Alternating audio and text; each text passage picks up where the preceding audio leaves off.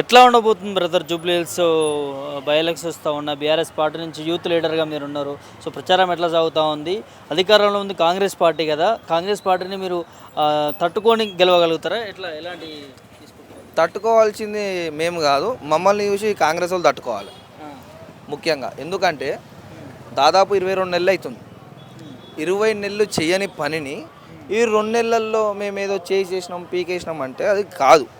ఎందుకు ఈ మాట అంటున్నా అంటే 20 నెలల్లో మాగంటి గోపీనాథ్ గారు అనేక ప్రపోజల్ తీసుకెళ్ళినప్పటికీ ఒక్క ప్రపోజల్ని కూడా యాక్సెప్ట్ చేయనప్పటికీ ఈ 2 నెలల్లో ఆయన చనిపోయిన తర్వాత ఒక 15-20 రోజులు గ్యాప్ ఇచ్చి 120 కోట్లు అని ఇంకోళ్ళు అంటారు, 150 కోట్లు అని ఇంకొక ఆయన అంటారు, ఇంకొక ఎంపీ గారు ఏమంటారు అంటే డైరెక్ట్ 200 కోట్లు పెట్టి చేసినాం అనేసి అంటారు. నిజంగానే 200 కోట్లు మా రేవంత్ గారికి కానీ మా జూబ్లీ హిల్స్ కాన్స్టిట్యున్సీకి కానీ ఇచ్చినట్టయితే ప్రజలు పట్టం కడతారు. లేకపోతే డిపాజిట్లు కూడా రాని పరిస్థితి ఉంటుంది. ఎందుకు ఈ మాట చెప్తున్నా అంటే ఈరోజు రేవంత్ రెడ్డి సర్కారు ఏ విధంగా అయితే 400 హామీలు 6 గ్యారంటీలు ఇచ్చినప్పటికీ ఒక్కటి కూడా హామీ మన నెరవేర్చకుండా ఎట్లా అంటే దాన్ని ప్రజలను మిస్గైడ్ చేస్తూ ఇటు కాళేశ్వరం ప్రాజెక్ట్ అనుకుంటూ ఇటు ఈరేస్ గురించి ఇటు కేసీఆర్ని జైల్లో పెడతాం, కేటీఆర్ని జైల్లో పెడతాం, హరీష్ రావుని జైల్లో పెడతాం, జగదీష్ రెడ్డిని జైల్లో పెడతాం అంటే ఇట్లా ప్రజలను మిస్గైడ్ చేసి భయభ్రాంతులకు గురి చేసి ఈరోజు బీఆర్ఎస్ నాయకులను కావచ్చు ఇటు రాష్ట్ర ప్రజలను కూడా భయభ్రాంతులను గురి చేస్తాం. వీళ్ళు చేసిందేం లేదు. ఇంకోటి ఏంటంటే వీళ్ళు ఒకవేళ ఈ జూబ్లీ హిల్స్ కాన్స్టిట్యున్సీలో గెలిస్తే రాష్ట్రంలో వీళ్ళు ఎవరికి వినరు. అందుకే ప్రజలు బీఆర్ఎస్ పార్టీ పక్షాన ఇటు రాష్ట్ర ప్రజలు కూడా వచ్చి ఇక్కడ ప్రచారం చేస్తున్నారంటే ఆషామాష విషయం కాదు. మన డిస్టిక్ నుండి సర్పంచ్లు కావచ్చు, మాజీ కార్పొరేషన్ చైర్మన్లు కావచ్చు, ఎమ్మెల్సీలు కావచ్చు, ఎక్స్ ఎంపీలు కావచ్చు, ప్రస్తుతం ఉన్న ఎమ్మెల్సీలు కావచ్చు, జూబ్లీ హిల్స్ కాన్స్టిట్యున్సీలో పనిచేసి బీఆర్ఎస్ పార్టీని గెలిపిద్దామనేసి చాలా గట్టిగా ప్రయత్నిస్తున్నారు. అంతే, దానికి మించి ఇటు బీఆర్ఎస్ వర్సెస్ కాంగ్రెస్ అనేది కాదు. ఎందుకు అంటున్నా అంటే 10 సంవత్సరాలు మేము చేసిన అభివృద్ధి మాకు పట్టం కడుతుంది. ఇది సిట్టింగ్ సీట్ మాది. మాగంటి గోపీనాథ్ గారు సిట్టింగ్ ఎమ్మెల్యే ఉన్నప్పుడు చనిపోయింది. ఇది కాంగ్రెస్ పార్టీ సీటు కాదు. సరే, కాంగ్రెస్ పార్టీ ఈరోజు అధికారంలో ఉండొచ్చు, కానీ ఇక్కడ అధికారులు ఓటేయద్దు. బీఆర్ఎస్ పార్టీ వాళ్ళు లేరు, కాంగ్రెస్ పార్టీ వాళ్ళు లేరు. ఇక్కడ వేసేది ప్రజలు.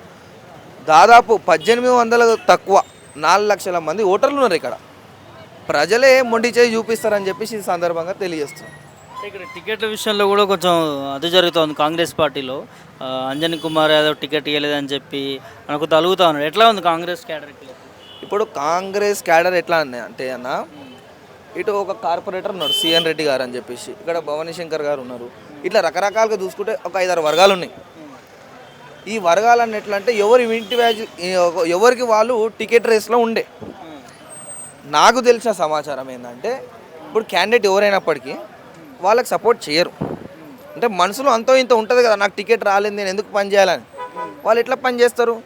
అదే మా పార్టీలో చూసుకుంటే మా జెండా, మా ఎజెండా, మా గెలుపు అంతా ఒకటే. మాగంటి సునీతమ్మ ప్రజలు కోరుకుంటుంది, అదే పార్టీ కార్యకర్తలు కోరుకుంటుంది, అంటే నాయకులు కోరుకుంటుంది. ఇవన్నీ మా ఒకటైనప్పటికీ మేము బలంగా ఉన్నాం. కార్యకర్తలు కూడా ఇటు డిగ్రేడ్ కాకుండా పార్టీ అధికారంలో వాళ్ళకున్నా మాలాంటి ఇటు విద్యార్థి నాయకుల మీద కావచ్చు, కార్యకర్తల మీద కావచ్చు, ఇటు యూత్ వింగ్లో మేము ఎవరైతే 12-13 మంది ఉన్నాం. నేను ప్రెసిడెంట్గా ఉండే 3 సంవత్సరాలు. ఇట్లా రకరకాలుగా మా మీద కేసులు వేసినప్పటికీ కూడా మేము భయపడకుండా తట్టుకొని ఉన్నాం. వాళ్ళ దగ్గర ఎట్లా అంటే మన గల్లీకో లీడరు నాకు ఎమ్మెల్యే టికెట్ అని చెప్పుకుని ఉంటారు. అట్లా దానివల్ల ప్రజలు కూడా మిస్గైడ్ అయిపోయి ఎవరు వర్గంకి వెళ్ళాలి, ఎవరు మంచోళ్ళు, ఎవరు మనోళ్ళు, ఎవరు బయటలు కూడా వాళ్ళకి అర్థం కాని పరిస్థితిలో ఈరోజు ఉన్నాం. అంటే మంత్రులు ముఖ్యమంత్రి వరకు కూడా ఒక సమావేశం పెట్టుకుంటూ ఉన్నారు. వారానికి ఒక మంత్రి వచ్చి రివ్యూ చేసుకుంటున్నటువంటి సిచ్యువేషన్ చూస్తూ ఉన్నాము. సో ఇది ఈ ఉప ఎన్నిక అనేది ప్రభుత్వానికి అదేవిధంగా ప్రతిపక్షాలకి నిర్ణయించే ఎన్నిక అనుకోవచ్చా? కాదు, మీరు తప్పు మాట్లాడుతున్నారు. ఎందుకంటే ఇప్పుడు ఒకవేళ జూబ్లీ హిల్స్ కాన్స్టిట్యున్సీలో నిజంగా అంటే గెలిచింది అనుకో, ఓడిపోయింది అనుకో కాంగ్రెస్ ప్రభుత్వం, రేవంత్ రెడ్డి ఏమైనా దిగిపోతాడా? ప్రభుత్వం ఏమైనా దిగిపోతుందా? ఇక్కడ కావాల్సిన ప్రభుత్వం ఏం దిగదు. కాకపోతే వీళ్ళ మోసాలను ఎండగడతారు కాబట్టి, మీ ప్రభుత్వం ఫెయిల్ అయిందని చెప్తారు కాబట్టి ఇది కూడా ఒక అడ్డుకునే ప్రయత్నం. అంటే భయం పుంజుకుంది అనుకోవచ్చు ప్రభుత్వం. 100%. అరే కేసీఆర్ రావాలని చెప్పేసి ప్రతి నిమజ్జనాలు ఇటు గణేష్ పండుగ కావచ్చు, ఇటు అమ్మవార్లకు కావచ్చు, రకరకాలుగా ఈ అమ్మ పెళ్ళిళ్ళు అయితే కూడా ఇలా సారే రావాలని కోరుకుంటారు. అట్లాంటి భయం పుట్టుకొని రేవంత్ రెడ్డి మన ట్యాంక్ బండ్ పోతేనే సారే రావాలన్నా కథ మీరు వెళ్ళిపోయాడు. వాడు బచ్చగాడు కేసీఆర్ ముందు రేవంత్ రెడ్డి గాడు. వానికి ఏందంటే నీ అమ్మ నా ఇజ్జత్ పోతుంది, నేను సీఎం ఉన్నా, ఇది ఒక సీట్ అన్న కొడదామని. ఈ సీట్ వల్ల వాళ్ళకి వచ్చేదేం లేదు, పోయేదేం లేదు.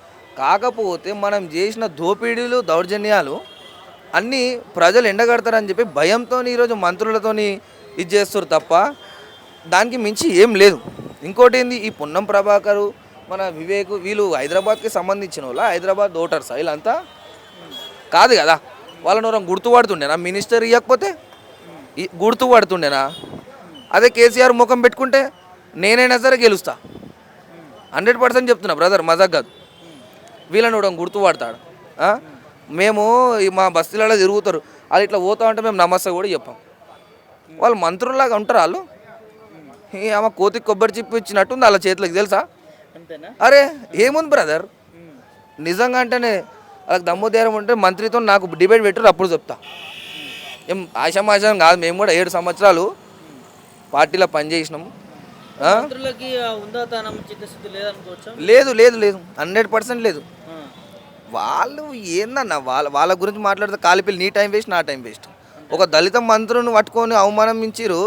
వాళ్ళు మంత్రి నేను ఒక దళితున్నే ఎందుకు మాట్లాడుతున్నా అంటే ఒక దళితునికి సపోర్ట్ చేయాలి, అవునా? ఇప్పుడు దళిత వర్గాలకి ఆల్రెడీ మాకు అన్యాయం జరిగింది చాలా విషయాలలో. ఇప్పుడు ఒక మంత్రిని పట్టుకొని దున్నపోతాను ఎట్లా అంటాడు వాడు? క్షమాపణ అరే చెప్తాడు. ఎందుకు? హైకమాండ్ చివాటలు వేసింది కదా నెత్తి మీదకి వెళ్ళి పట్ట. ఆయన దున్నపోతులాగా ఉండకపోతే ఇట్లా గుడ్డెలుగులాగా ఉంటాడా? ఆయన కూడా దున్నపోతులాగానే ఉంటాడు కదా. మరి వీళ్ళతో ఏదేం లేదు బ్రదర్. మీరు కనుక్కోవచ్చు, ఒక 2-3 ఇక్కడ కాంగ్రెస్ గెలుస్తా అని చెప్పినంత మాత్రాన గెలవడానికి అదేం కాదు. వాళ్ళకి ఓటు హక్కు ఉందో లేదో ఫస్ట్ కనుక్కోవాలి. వాళ్ళు ఇక్కడ సెటిలర్సో కాదో కనుక్కోవాలి. దాని తర్వాత ఫీడ్బ్యాక్ తీసుకోవాలి మనం. ఫైనల్గా గెలుపు బీఆర్ఎస్ 100% బ్రదర్, 100%. ఒక్కొడుతూనే గెలుస్తాం. 1,00,000 మెజారిటీ, 2 లక్షలు అల్లాగా చెప్పం. వాళ్ళు అంటారు అబ్బో మేము ఇట్లా గెలుస్తాం అట్లా గెలుస్తాం, మా రేవంత్ రెడ్డి నాయకత్వం. రేవంత్ రెడ్డే గెలవడరా నాయన, మీకు అర్థం కావట్లేదు.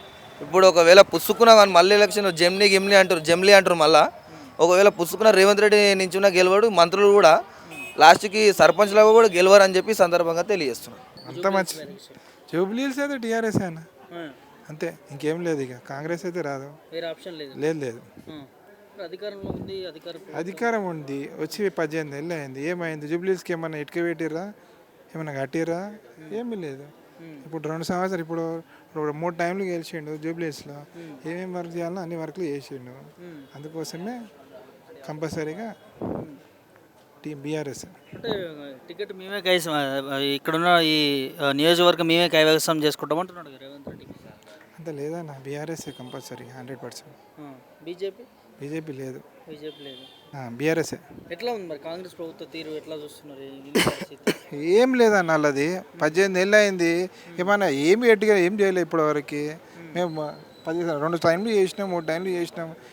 ఏది కళ్యాణ లక్ష్మి కానీ, షాదీ ముబారక్ కానీ, ఏది కిసిర్ కిట్ కానీ, ఇక చెప్పుకుంటూ పోతే మస్తున్నాయి అన్న. ఇక్కడైతే రాడన్న జూబ్లీస్లో. ఇక్కడనే కాదు, ఎక్కడైనా రాడు. ఇంకోటి ఏంటంటే మళ్ళీ లోకల్ బాడీ ఎలక్షన్స్ ఉన్నాయి, సర్పంచ్, ఎంపీటీసీ, జెడ్పీటీసీ. రేపు మీకే తెలుస్తుంది, మేము చెప్పే అవసరమే లేదు.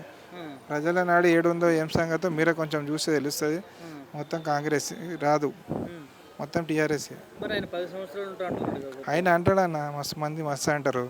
ఆడ ప్రజల నాడిది ఉంటుంది, ఓటేసేది ప్రజల నాడు చూసుకొని చేయండి మీరు అంతే. ప్రజలు ఏం తెలుసుకున్నారు ఈ 2 సంవత్సరాలలో? కరెంటు, దాన్ని పెట్టిన బాధలు, చేసిన కష్టాలు అన్నీ తెలుసుకున్నాం. యూరియా బ్యాగుల గురించి, రైతుల గురించి, రైతు బంధు కానీ, ప్రతి ఒక్కటి కానీ, ఏ విషయమైనా కానీ ప్రజలు కష్టపడినందుకు ప్రతి ఒక్కరు ఏడుస్తారు. దాని బాధ అది తెలుస్తుంది. ఓకే, ఏం జరుగుతుంది? ఎట్లుంటుంది బై ఎలక్షన్స్? బై ఎలక్షన్ అయితే 100% బీఆర్ఎస్ గెలుస్తానా. కాంగ్రెస్ ప్రభుత్వం అంటే చెప్పిన పథకాలన్నీ మొత్తం తుంగులో దొక్కేసింది, ఒకటి అమలు కాలే. ఆడపిల్లలకి పెళ్లి చేస్తే తులం బంగారు ఇస్తాడు, తులం బంగారు ఇవ్వలే. మళ్ళీ మహాలక్ష్మి పథకం కింద 2500 ఇస్తా అని చెప్పినాడు, 2500 ఆడవాళ్ళకి మోసం చేసిండు. కాంగ్రెస్ ప్రభుత్వం అంటేనే మోసం. ఇది ఏడైతుంది చెప్పు పథకాలన్నీ. కేసీఆర్ ఉంటే అన్నీ చేస్తుండే. బస్తీ దవాఖాన్లు ఉండే, బస్తీ దవాఖాన్లు లేవు. ఉన్నా కూడా డాక్టర్లు లేరంట, మెడిసిన్ లేదు. చాలా ఇబ్బంది ఉంది. హైడ్రాన్ తీసుకొచ్చిండు, గరీబులు మొత్తం ఏదో రూపాయి కూడబెట్టుకుని ఇల్లు కట్టుకునే వాళ్ళని కూడా కూల్చి పడేసి వాళ్ళకి ఎక్కడ దారి చూపించకుండా కేసీఆర్ అప్పట్లో కట్టిన డబుల్ బెడ్రూమ్లో మేము ఇస్తామని చెప్పేసి అవి ఇంద్రంకి పథకాలు ఇండ్లమ్మ అని చెప్పేసి అవి ఇస్తా అంటున్నారు. ఏడో లేవు వాళ్ళు కాంగ్రెస్ పార్టీ చేసినవి. మళ్ళీ కేసీఆర్ ఎందుకు గుర్తొస్తుండే జనాలకు?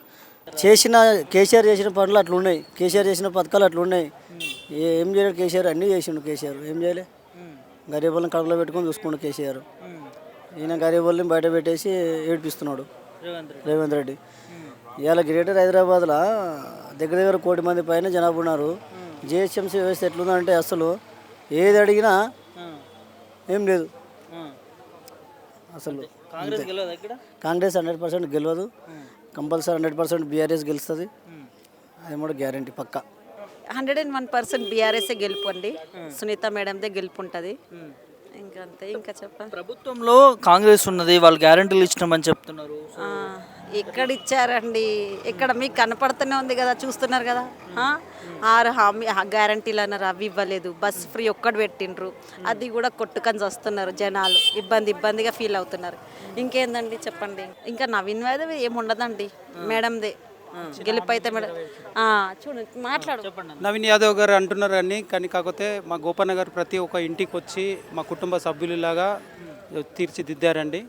కాబట్టి మేమందరము ఇప్పుడు గోపన్న లేని లోటులో మేము చాలా బాధలో ఉన్నాం ప్రస్తుతానికి.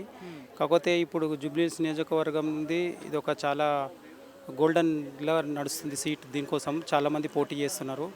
కావున ఇంకోటి ఏంటంటే నవీన్ యాదవ్ అంటే ఆయన ఈరోజు కొత్తగా వచ్చాడు. ఇంకోటి కాంగ్రెస్ ప్రభుత్వం వాళ్ళు చెప్పిన హామీలు ఇంతవరకు ఏమేమి నెరవేర్చలేదు. కాకపోతే వాళ్ళ మాటల వరకే వాళ్ళది అక్కడికే ఆగిపోతుంది, కానీ ఇంకా ముందుకు రావట్లేదు వాళ్ళు. ఇప్పుడు గోపన్న గారు అంటే మాకు ఏ రోజు ఫోన్ చేసినా ఎప్పటికైనా ఏ క్షణమైన ఏ గల్లీలో అయినా ఏ స్ట్రీట్లో అయినా ఆయన వచ్చేవాడు. మాకు ఆపదలు ఉన్నప్పుడు ఆదుకునేవాడు గోపన్న గారు. అందుకనే మేము 100% గోపన్న గారికి నమ్మాం కాబట్టి గోపన్న గారికి వేస్తాం. ఎందుకంటే ఇప్పుడు కాంగ్రెస్ని గెలిపించినా కూడా మాకు నమ్మకం లేదు 101%. ఎందుకంటే వాళ్ళు ఇచ్చిన హామీలు ఇంతవరకు ఏది నెరవేర్చలేదు. మా ఏరియాలో ఏ రోజు ఏ సభ్యుడు వచ్చి ఎమ్మెల్యే కానీ కార్పొరేట్ కానీ కనీసం బస్తీ వాళ్ళ ప్రెసిడెంట్ అయినా సరే వచ్చిన పరిస్థితి లేదు. అసలు మాకు ఏదో రోజు అండదండగా ఉన్న పరిస్థితి లేదండి. అదే విషయం. అంటే ప్రభుత్వం కాంగ్రెస్ ఉన్నది కదా, సో కాంగ్రెస్ ప్రభుత్వమే అధికారంలోకి వస్తుంది ఖచ్చితంగా, ఇక్కడ కూడా సీటు గెలుచుకుంటుందని చెప్పి మాట్లాడుతాం. అది ఓన్లీ పబ్లిక్ టాక్ అండి, అసలైంది మాత్రం అది లేదు. ఎందుకంటే వీళ్ళు ఇచ్చిన హామీలు ఏది నెరవేర్చలేరు కాబట్టి ఎలా చేస్తారనుకుంటున్నారు? అది ఒక్కసారి మోసపోయారు. మళ్ళీ జూబ్లీహిల్స్ నియోజకవర్గం ప్రజలు మాత్రము ఒకసారి మోసపోయారనేసి అందరూ టాక్ ఇదే జరుగుతుంది. మళ్ళీ ఒకసారి మోసపోదలుచుకోలేరు ఎవరు. మేము ఖచ్చితంగా 101% మా గోపన్న వారి మిసెస్నే గెలిపించుకుంటాము, సునీత మేడంనే గెలిపించుకుంటాం. ఎందుకంటే వాళ్ళు ఒక మాట పద్ధతి మీద ఉన్నారు కాబట్టి. అది ఇప్పుడు మేము కాంగ్రెస్లో ఎవరిని నమ్మలేము, ఎవరిని నమ్ముతాము? ఇప్పటికీ కూడా వాళ్ళు ఇంకా సీట్ల కోసమే కొట్లాడుతున్నారు. వాళ్ళు ఇప్పటి వరకు ప్రజల దగ్గరకు వచ్చి పబ్లిక్ దగ్గరకు వచ్చి ఏ హామీ గురించైనా ఏ ప్రాబ్లం గురించైనా చెప్పిన దినం లేదు. అది అండి సిచ్యువేషన్.